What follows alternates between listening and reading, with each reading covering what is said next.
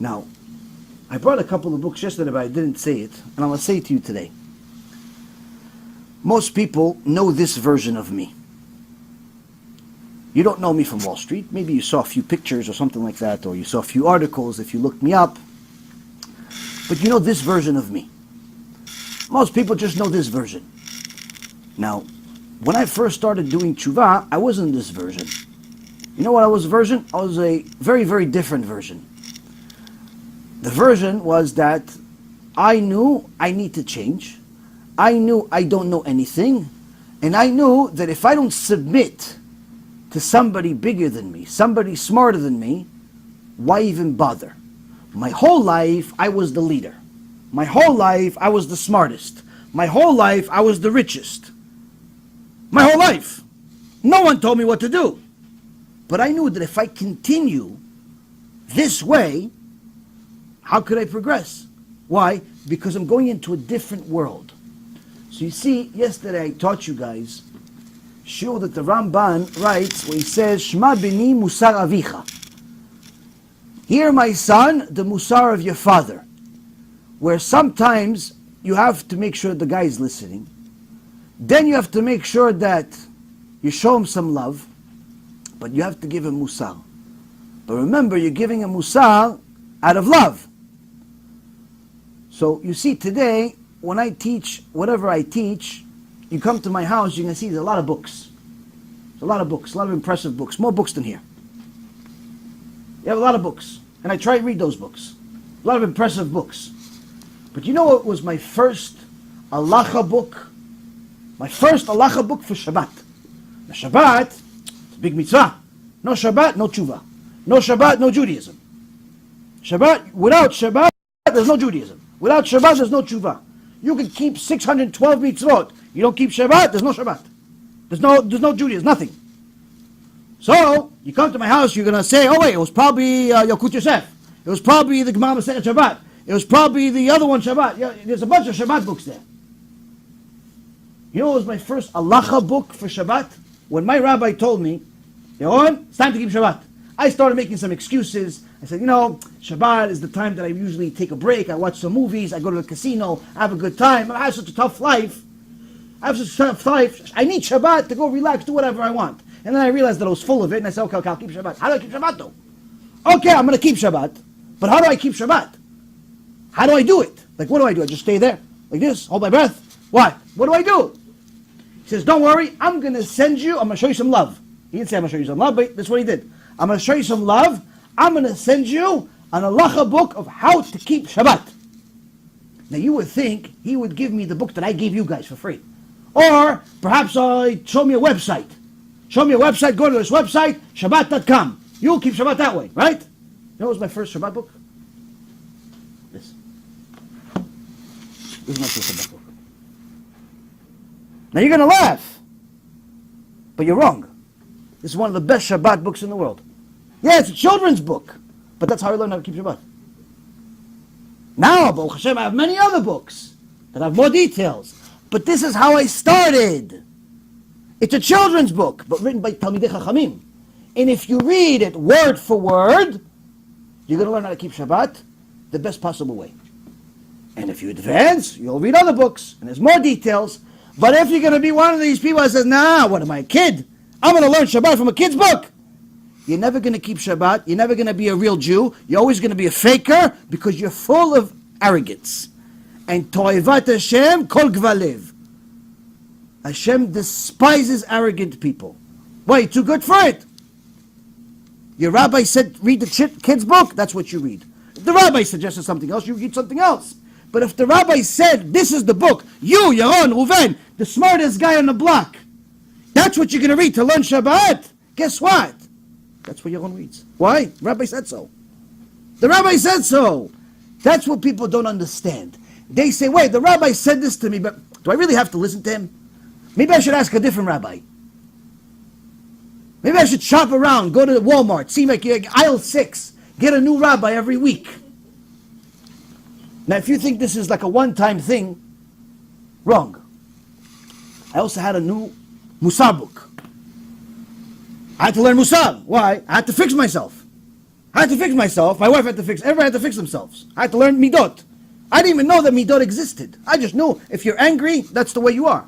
If you're cheap, that's the way you are. I didn't know you're supposed to change.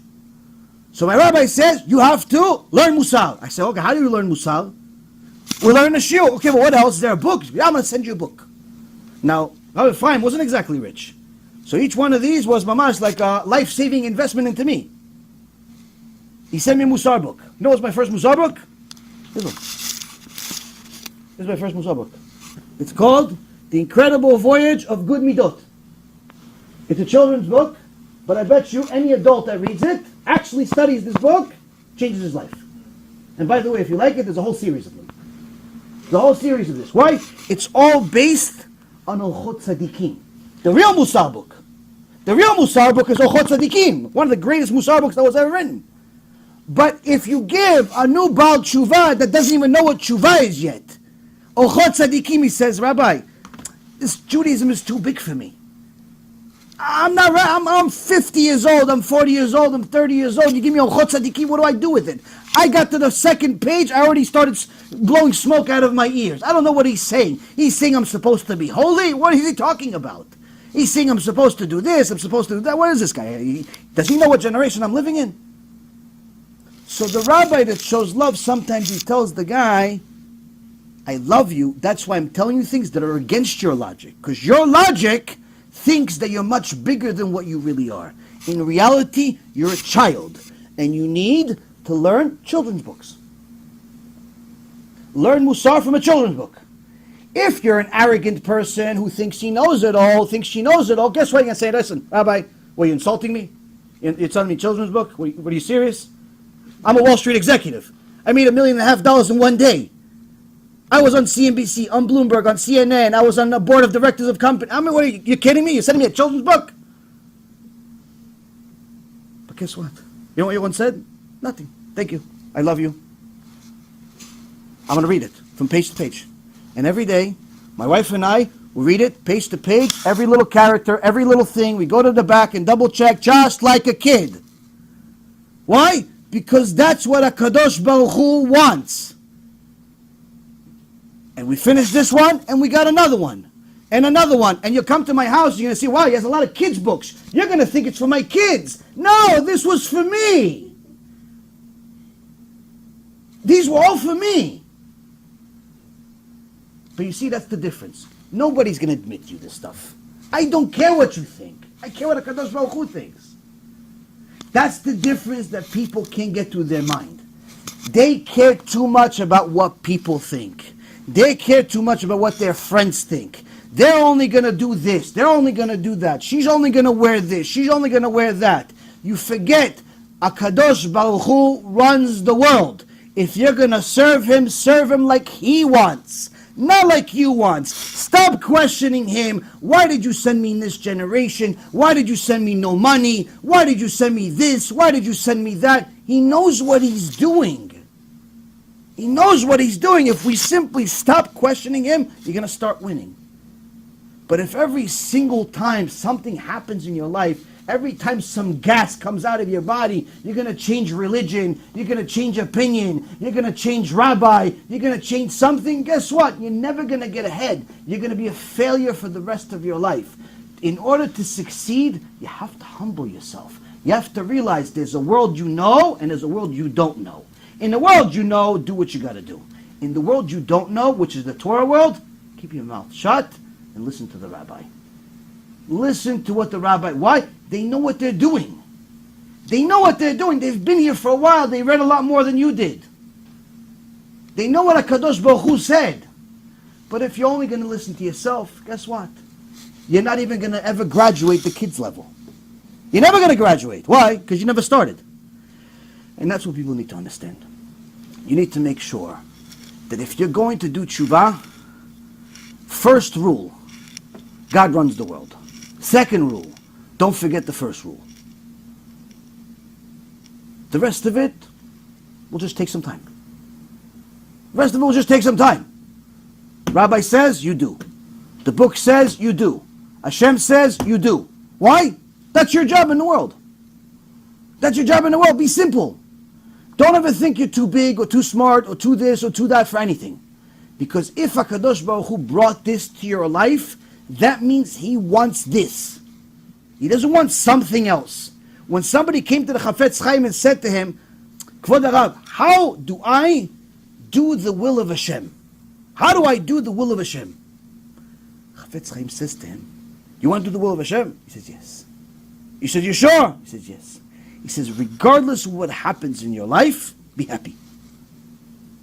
Regardless of what happens, car accident, health crisis, financial crisis, marriage, divorce, kid, no kid, regardless, serve HaKadosh Baruch Hu, full happiness, full extent, full power. Every tefillah with kavanah. Every time you give a shiur, 100%. Every time you learn, 100%. Everything you do for HaKadosh Baruch Hu, 100%.